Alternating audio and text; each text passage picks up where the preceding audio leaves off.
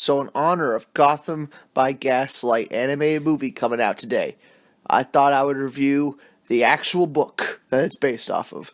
Now, when I heard they were making an animated movie, I was a little surprised because this book is pretty short. Like, you could read it in 20 minutes or less, it's a very short book.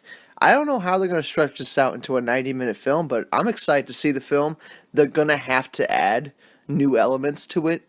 Probably a love interest and stuff like that, because that's not in the book at all. It's a straight up Batman's first case in like 1889, all right? It's an Elseworld universe. That's just another way DC makes a bunch of changes without having to like own it, right? They can just do whatever they want with the characters and just call it an Elseworld book, and there you go.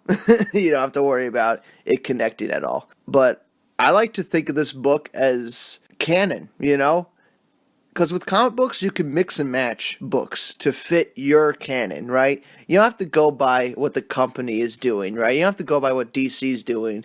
You can literally just mix and match books to make your own canon of the history of these characters. And I like to think of this Gotham by Gaslight as a Bruce Wayne from 1889. It's an ancestor of the modern Bruce Wayne, right? But, either way, it's a great book, right? And I think everybody should go out and read it because I think I got my copy for like $5. It's nothing. It doesn't take long to read. It's a good read. It's a good little story. And I might as well just talk about what the book is about. I'm not going to spoil it because you really should read it. And if I spoil anything, it's going to spoil the whole book because it's a really short book. Like, we're talking like 25 pages maybe. A little more, a little less, but it's a great book. And it's about Batman, his first case against Jack the Ripper, right? Jack the Ripper has gone from London, he's killing people in Gotham, and he's set up Batman for the crime. So now the public thinks Batman is Jack the Ripper. And I love this book because I'm a big history fan. Serial killers fascinate me. All right, don't read too much into that. I just think they're fascinating. It's just like it's an anomaly, right? Jack the Ripper was a serial killer that never got caught. Some people say it was H.H. Holmes was Jack the Ripper, but no one knows for sure, right? But this book is awesome because it starts with a page, and it's the letter. It's from hell, the letter from hell that Jack the Ripper wrote the police department in London back in like 1880 or whatever hell he was killing people, So it's like, it's laid out just like that same exact famous letter that Jack the Ripper wrote. Only at the end, he addresses Batman. And I think that's awesome. I think it's a great nod. They make a lot of nods to other comic book villains of Batman, like Joker, and Harvey Dent is the prosecutor because Jack Ripper, he does set up Batman, Bruce Wayne. People don't know Bruce Wayne is Batman, but he's setting up Bruce Wayne to look like the killer. So they put Bruce Wayne on trial. And that's a good chunk of the book. So I haven't seen the animated movie yet, but I'm expecting the animated movie to have a big chunk where they're in a trial, and they have Bruce Wayne on trial and everything. I'm expecting that to happen. Harvey Dent's the prosecutor, and it's such a great moment in the book because Harvey Dent calls Bruce Wayne a psychopath, a bloodthirsty madman and stuff like that. And Bruce Wayne goes, I thought Harvey was my friend. So it's like Harvey's a two-faced person. I think that's great. That little nods like that. And if you hate seeing the origin of Batman, you have another origin of Batman at the beginning of the book. So go fuck off. There's another origin at the beginning of the book where you see his parents die. Big fuck you to everybody who doesn't like seeing the origin.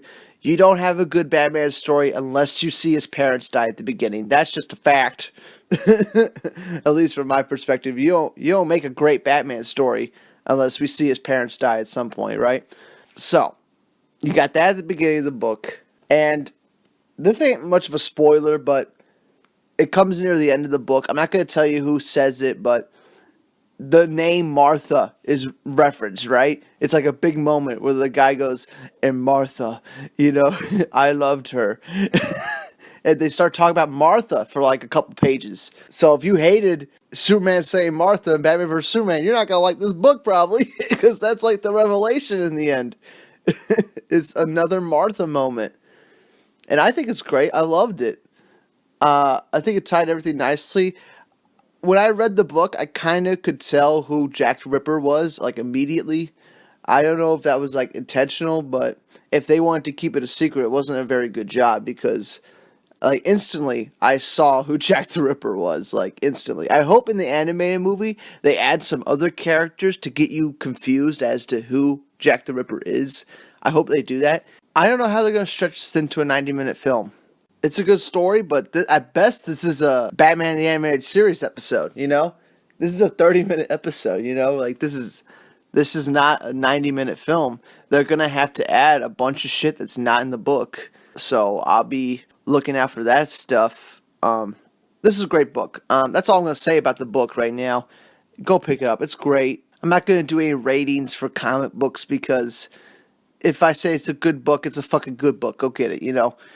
With movies, all right, I'll give you a rating system, but like on books, if I like it, it's probably a good book. I'm gonna get the animated film tonight or tomorrow, digitally. I'm gonna review it. I'm gonna give my 2 cents about it, give it a rating and everything. But if you want to be ahead of the curve, go out and get Gotham by Gaslight, the book. Read it. It's a good read. Excited to see the movie. Hope everyone's excited to see it. If you haven't read the book, go read it. And that's it for now. I'll see you all on the next one. And that next one should be me reviewing Gotham by Gaslight, the animated film. So, yeah, keep an eye out for that. I'll see you all on the next one.